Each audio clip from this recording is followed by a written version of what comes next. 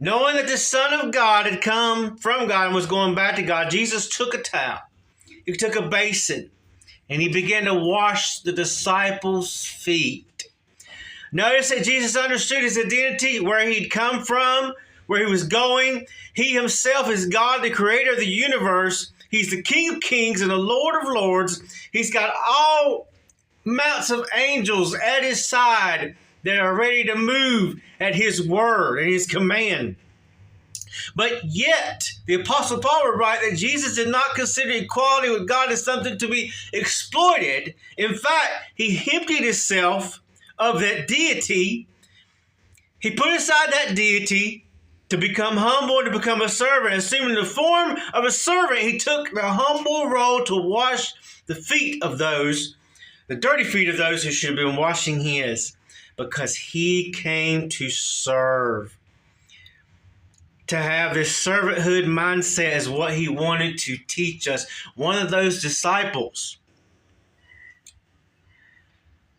was Judas. In fact, it says later on in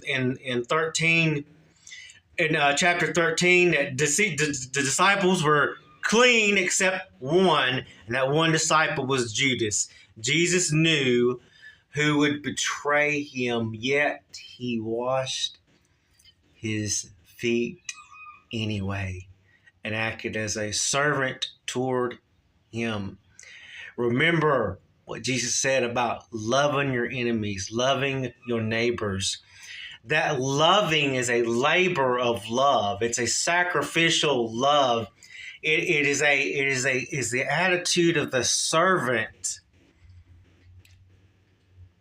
to love and to serve and to help others. It's when we're in our deepest, darkest moments. Yes, we serve and we pray for people and we lift people up, and when they're sick or hurting or having troubles, but we also lift people up when they're doing the Lord's work, when they're doing what they're supposed to be doing.